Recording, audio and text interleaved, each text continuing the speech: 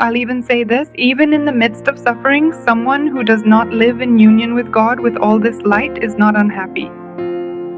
They may suffer, but they are not unhappy, as I said about the Blessed Virgin.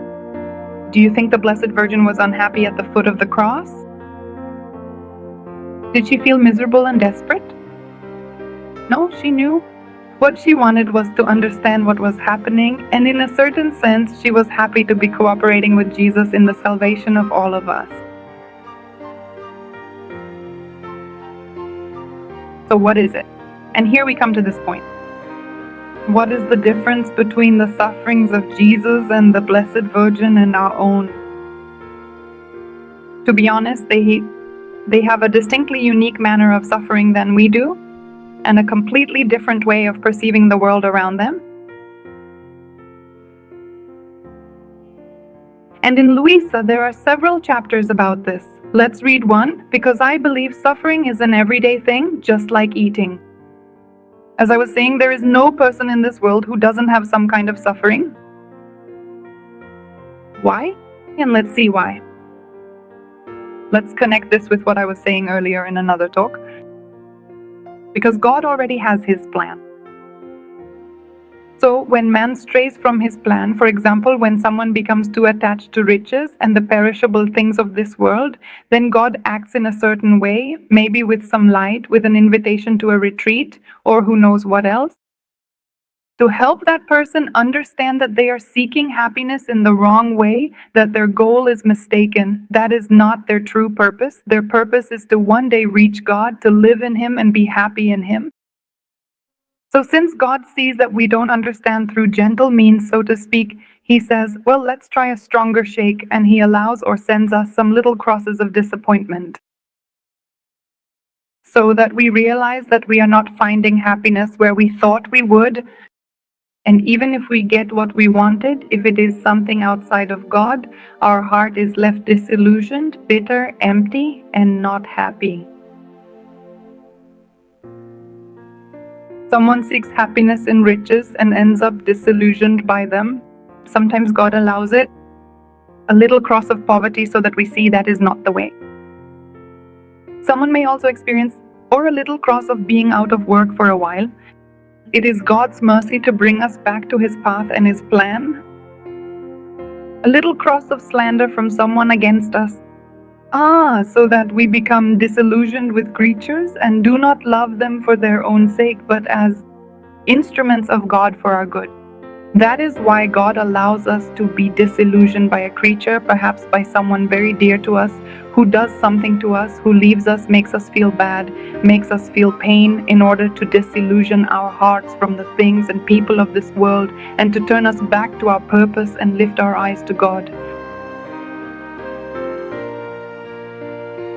So, if the Almighty permits trials and crosses to enter into our lives, it is a profound expression of His mercy, and it is intended for our ultimate spiritual well-being, so that we may eventually return to the right path, where we will find true happiness, according to the plan He has set for us. This is why we should not hold a grudge against our neighbor when they do something to us.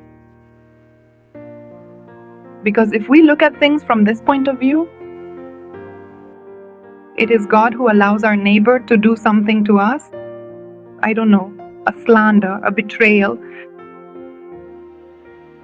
instances of theft and other similar crimes, etc. But we tend to focus more on people and not on God's plan.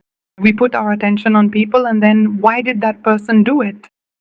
I get upset because that person slandered me. So we hold a grudge or resentment, and sometimes people even end up holding a lifelong hatred. No, that person was an instrument of God for your good. God wanted to disillusion you about people and use that person. Not because He supports sin or slander or theft or the evil that is there, no. God allowed it and used that person so that you would detach yourself from that person and from people in general, to disillusion you about temporary things. So rather, we should be grateful to those people and pray for them if they did something wrong, but not hold a grudge against them.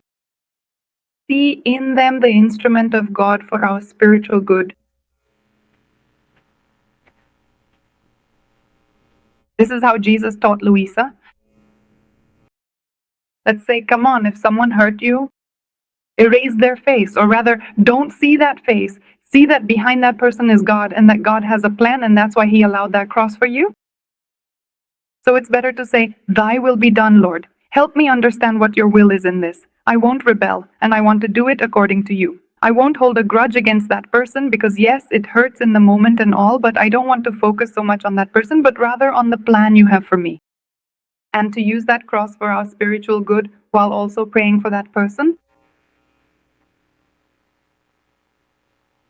And likewise, there will be people who do good to us as well, because we shouldn't only focus on those who make us suffer.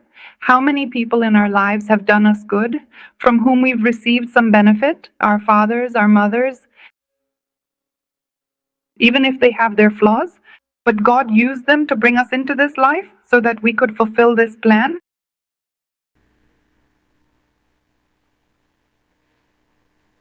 etc. Each of us can look at our own life and see how many people have been instruments of God to bring us some good, some light, some knowledge, even some material benefit, favors, so many things. But let's try to see it more from a spiritual perspective.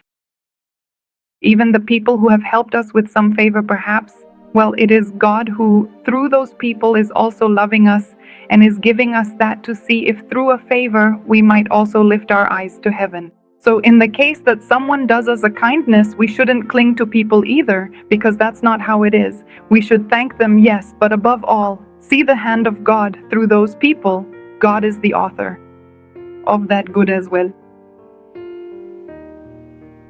So, seeing things this way, we won't become attached to people, we won't tie our hearts to people, and we also won't hold grudges or hatred or things like that, because in everyone we will see something that God wants to give us, whether it's something pleasant or unpleasant, but everything is good. If God allows it, it's for something good in our soul.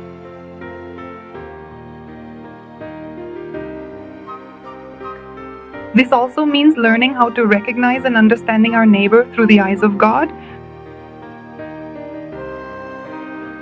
But we are very prone to seeing our neighbor outside of God only with our human eyes. So we love the people who do good to us and who we get along with.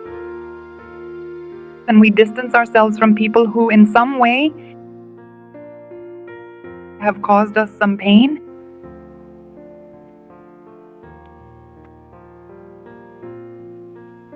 And we separate them from our hearts and don't even want to think about them. No, that's not how it should be. We have to see it in a more spiritual way.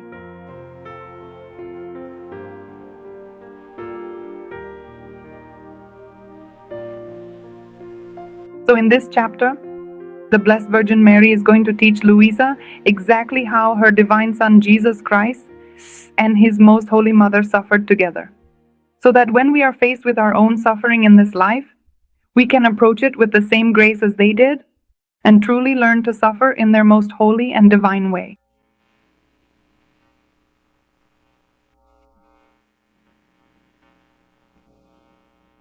Early this morning, finding myself deeply oppressed and suffering greatly after waiting a very long time for my sweet Jesus to appear, when I finally saw Him, He said to me, "My dear daughter, the true way to suffer is not to look at or see from whom the sufferings come, but to accept them with a peaceful heart.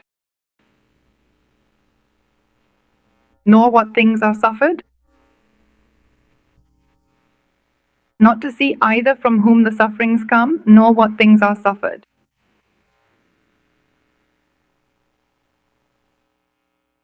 This is from volume 4, March 19th, 1901. Notice that's exactly what we always do. We see from whom the suffering comes, and we see what things we suffer, and our attention is focused only on that. So and so did such and such to me, and there we are, and we stay stuck there. And we can't put our inner attention on anything else. We don't even turn our eyes to say, "My God, what is your plan?" No, we just stay there, stuck. And that's not how Jesus suffered. In a moment, I'll explain how He suffered.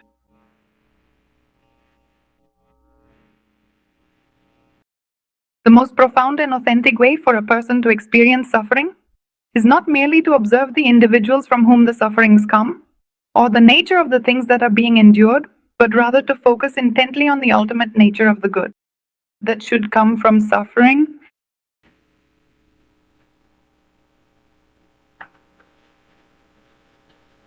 This was my way of suffering.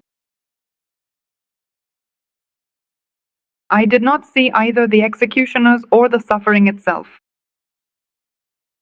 That's the secret. Jesus didn't say, this Roman soldier is making me suffer, this Pharisee slandered me, and this apostle betrayed me. No. He didn't see that. He didn't dwell on that. He saw the good that would come from it. So he would see, such and such apostle who was very dear to me betrayed me. Yes, but that's not it. That's not what matters to me. What matters to me? To suffer all the betrayals that everyone will suffer through this betrayal.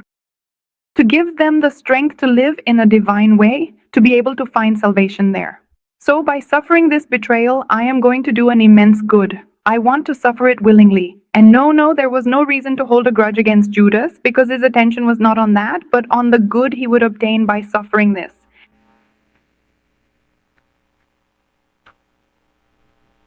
Likewise, with the crowning of thorns, he didn't stop to think, let's see how many thorns they're going to stick in me, and these abusers who are going to drive them in, I don't ever want to see them again for the rest of my life.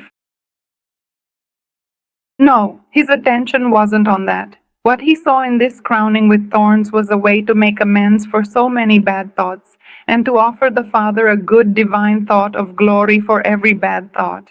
That was where his attention and his inner activity were focused. If it had been so-and-so or such and such who pressed the crown onto him, he didn't care about that, let's say. His attention was on not wasting his suffering and his crowning with thorns, but rather on putting it into action for the good of all of us and all our thoughts, to obtain light for us in all our thoughts so that we could understand heavenly things. Do you think Jesus was just watching it all from the outside? Would he have wasted his suffering and his passion? If he redeemed us, it is because he did not focus his attention there, but rather on his inner activity and on the goods he was going to acquire for us.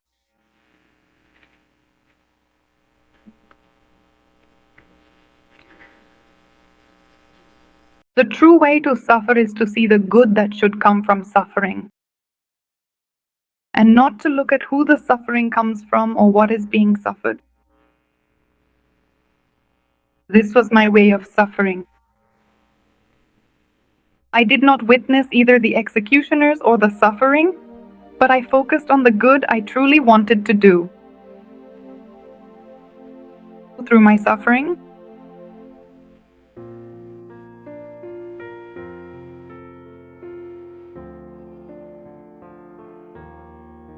but rather to see the good I wanted to do through my suffering, even for those who were making me suffer. So, with that crowning of thorns, Jesus also intended to say, let's see if light reaches them. I want to suffer this voluntarily so that at some point, if not now, then later, light may reach their minds.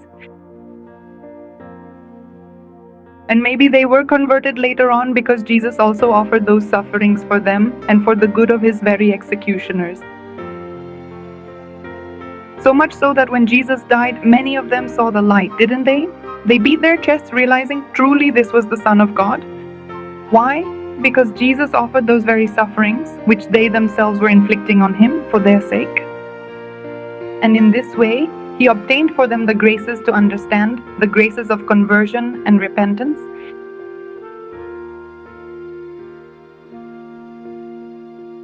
So that is the secret of suffering, like Jesus.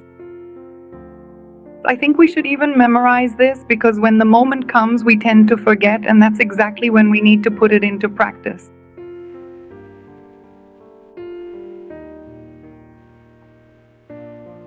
So what Jesus says here, what I saw was, I didn't see either the executioners or what I was suffering, but rather the good I wanted to accomplish through my suffering. Even for those who were making me suffer, and by contemplating the good that should come to people, I disregarded everything else. Notice I didn't care whether it was this person or that. I didn't care whether there were many thorns or few or what size they were. I disregarded everything else, and with my disregard, I continued on the path of my suffering. That was the decree of his strength, to see the good that his sufferings would bring about. In this way, seeing those benefits, so to speak, he even wanted to suffer more in order to produce more good for us. That's why he suffered to such an extent, because he loved us and wanted to give us so many blessings, and that was where his focus was. My dearest daughter, please understand that this is truly the easiest and most spiritually beneficial way for you to endure suffering, not only by having patience, but by embracing it with an invincible and courageous spirit.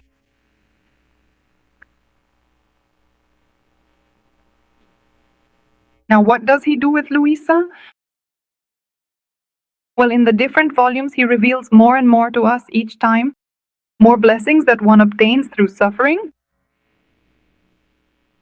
Because here it is explained, let's say, in general terms, but in reality, what blessings can I obtain through my suffering? Well, with Luisa, now comes one lesson, then another, and as one learns more, one increasingly focuses their attention on those blessings.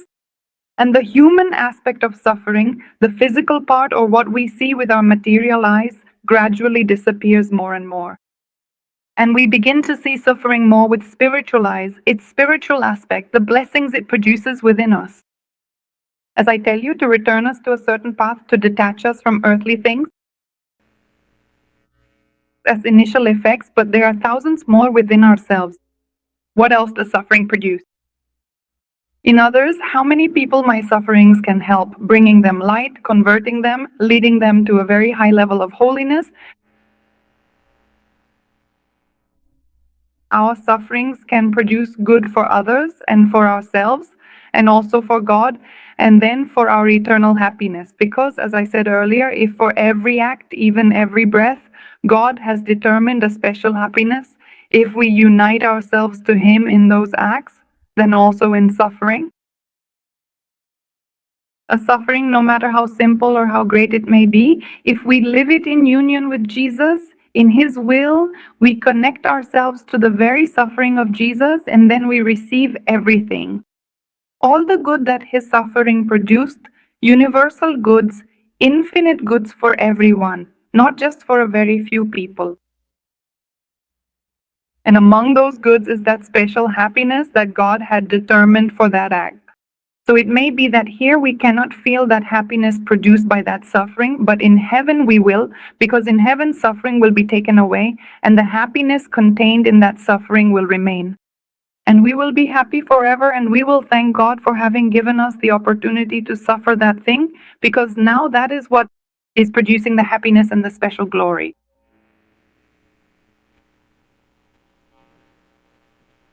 So if we concentrate more deeply on the positive and transformative elements that suffering contains, at the very least, we will cease our constant complaining about the various hardships we currently endure. Instead, our attention will now turn to making the most of them. What good things can be produced or can I produce with this suffering permitted by God or willed by God for me?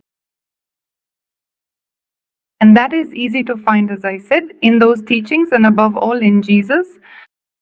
For example, in the hours of the Passion, there comes, for instance, the reparation for each kind of sin. So many times God allows certain sufferings to repair some specific sins and to obtain graces for those people who are committing this type of sin. Well, all of this is, as I said, an endless sea that we must get to know, but by learning about this and uniting ourselves to it, we gain the strength to keep moving forward, and as it says here, the strength to suffer not only with patience, but with an invincible and courageous spirit.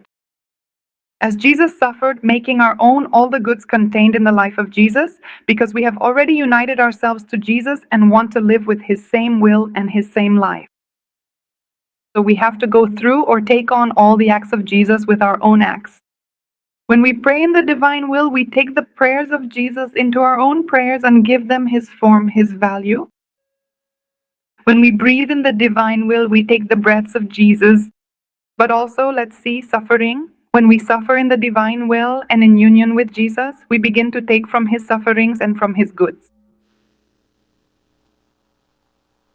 And if we truly want to live this life in this way, our worries are over because the one who is going to work is Jesus. He is the one who will bring about the circumstances around us so that we can also partake in the sufferings of Jesus. So now he brings about a state of mind where one feels misunderstood, one feels alone, one feels sad, one feels betrayed. These are the different states of mind that God brings about to unite us to those which Jesus also experienced and which contain infinite goods, those states of mind, those feelings.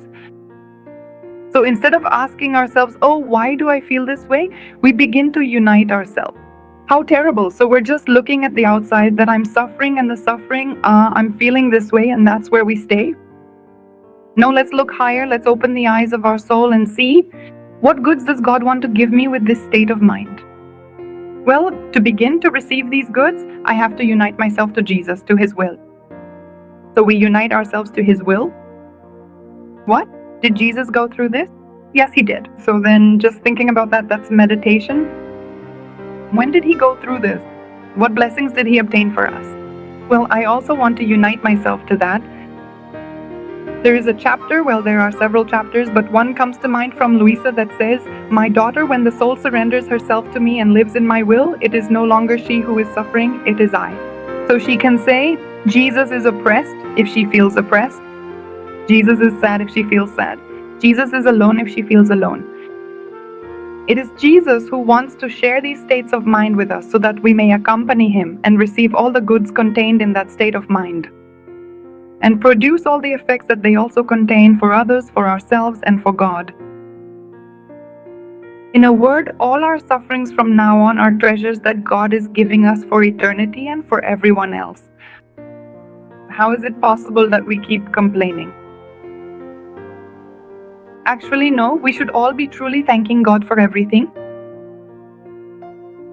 Because living in the divine will, as I tell you, is living out the life of Jesus within us, repeating it.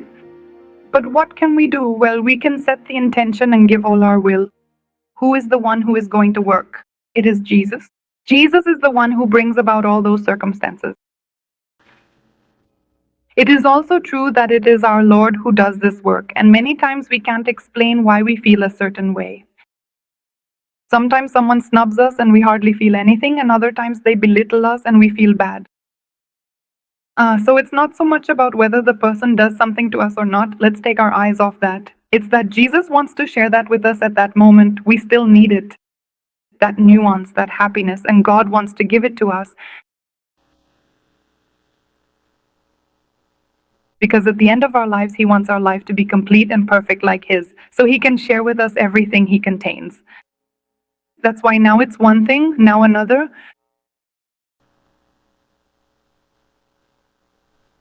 So each person can do it later on. Go back and read this chapter to reflect on it in their own unique and personal circumstances. And each person applies it to themselves. I'm going through a certain suffering, so let me apply this chapter to see how I should view my specific sufferings at this moment in this circumstance. So as I mentioned before, there will always be suffering in this world. It would be foolish to think otherwise. It would go against reason and experience to pretend not to have suffering. I don't know why there's this mistaken idea that those who give themselves to God will have more suffering, or conversely, to think that those who give themselves to God shouldn't have any more suffering. No, that's a mistaken human perspective coming from our self-love, from our selfishness that we need to overcome. How do we overcome ourselves? By seeing the good that suffering produces, and then we begin to understand, that's why God allowed such a thing in my life. If I still wasn't united to God's plan, and you reflect on your past life and your past sufferings, you can see how it was all part of a plan to straighten you out, to detach you from one thing or another, to disillusion you, in short, to bring you to unite yourself with him, with his plan. And once we are united, it is Jesus' work to enrich us more and more with his actions, his merits, and his happiness for eternity. Then in this way, whatever happens in our lives will no longer affect us. We will always see God's will as being for something good for ourselves and for others. So then, what impression could it make if such an illness or another, or an accident, or some contempt, or some problem happens? No, take your eyes off of that and look higher at the whole environment of suffering. In the same way, let's talk a little bit here about illnesses. People are more affected by some illnesses than by others. Well, for example, I don't want to die of cancer, what a horror. But really, it's the same whether it's one thing or another, and God has determined exactly the one you need in order to acquire certain riches in your soul. So why should you be shocked when they tell you, hey, look, you have such and such, and it's your terminal illness? Well, blessed be God, God knows, because it's what's best for me. As if to say, what a terrible thing, how sad, what a misfortune. We need to start seeing things in a more spiritual way. Blessed be God, this is what I needed to complete the life of Jesus within me, and I want to live it from this moment on, this final illness, in union with Jesus, in His will, so as not to waste a single second of my illness, which is what will take me to heaven. So why does it really matter so much if it's one type of illness or another? Honestly, that won't shock us anymore. I'm telling you this because lately, with what happened to my dad, so many people say, oh, how sad, cancer, how terrible. Well, and if he had had a stroke, people wouldn't be as shocked, but really, it's the same thing. In the end, it is a suffering to reach the point of death and go to heaven. And God wisely and lovingly determined that suffering because that was what He needed. That was what would allow Him to add the final touches to complete His divine life in Him and take Him to heaven. And according to each of God's plans for us, according to our characteristics, He has already determined how we are going to die, so why worry about it beforehand? We've already seen that the entire plan for our life has been set since eternity. I mean, a lot of people think that if they stop smoking or exercise more, they won't get a certain disease. Yes, the virus has already determined it. And if that's what's best for us, then make the most of your life and stop overthinking so much. Instead of obsessing over our health, let's focus on making the most of the circumstances we're living through. Either we live well, and when the day comes that God gives us our final illness or whatever He has planned for us, we live it well. That's what's best for us. That way, we can reach the moment of death completely surrendered to God, at peace, having made the most of our entire life, and we will die in the divine will with all the glory and dignity of God and tranquility, and the family members will also be enlightened by this. They will feel at peace, seeing things from a supernatural perspective. You can see that God is already present in this person who is almost at the point of death, giving the final touches to complete his masterpiece. So, even though there is sadness, we shouldn't focus solely on the mortal illness, on death, or on what we see on the outside. The family members should also look upward. From God's point of view, how many blessings are already contained in those final acts. If every act of our life done in the divine will contains many blessings, then at the end, listen, with so much knowledge, with so much, these are the most magnificent acts, even if on the outside they might seem sad, even if they appear sad to us. But inside, they are the most glorious acts, even the last one, which is the act that encompasses all the others. And when done in the divine will, as we said, it leads straight to heaven. What sadness? It's a celebration in heaven, a celebration for God, who has finally completed a masterpiece, someone who allowed themselves to be guided by the divine will. Sadness, yes, for those who die young in sin, yes, there is sadness. But for those who do not clothe themselves in the divine will, death is something else, suffering is something else, and death is even more so.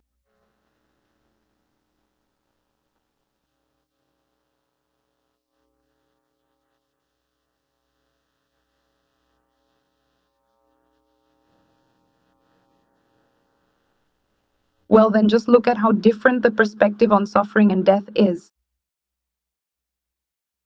With the light that God is giving us through the writings of Louisa, let us stop seeing things so much from a human perspective and start acquiring the divine point of view on suffering and death.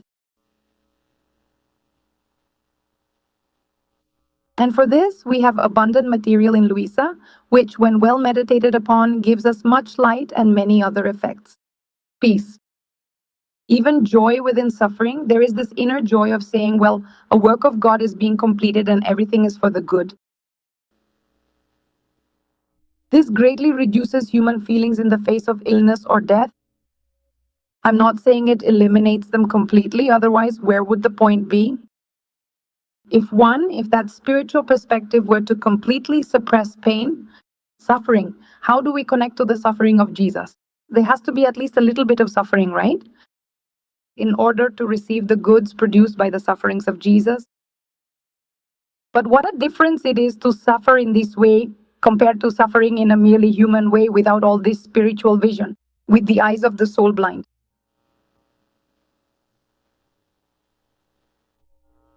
One of the great miracles that the divine will works is to open the eyes of our soul, since we are so blind, and to give us that light so we can begin to see the whole spiritual environment, that marvelous plan of God, always so full of love. And so that is the great miracle, not so much giving bodily health or physical sight or all these things here, which we sometimes think are the real miracles, right? With Louisa, there are hardly any miracles. Almost no one has been physically healed. But in the soul, all of us are being healed and we don't even realize it. He is healing the sight of our soul, which is so blind. He is making us see this entire spiritual plan. And that is greater because this sight of the soul can never be taken away from us unless we ourselves want it, of course. On the other hand, the physical sight that God might give someone, we are going to lose it again anyway on the day of our death. That is not a miracle. But for Him to give us the sight of the soul, that truly is the great miracle because it will serve us for all eternity and for our own good and the good of everyone else, since we will live our sufferings in the divine will, like Jesus, for the good of all. Just imagine. Here, there truly are miracles that God had not been able to perform in so many centuries. And these are the great graces and miracles that the Virgin promises in the book of the Queen of Heaven for all her beloved children who live in her same kingdom and in her same inheritance. The spiritual miracles, which are like, as I said, much greater. Well, let's take ourselves another short break right now. And then we'll move forward and continue our discussion on a specific topic that is already starting to come up for us. The important topic of the death of the soul in the divine will. So we can see just how truly great and profound that really is.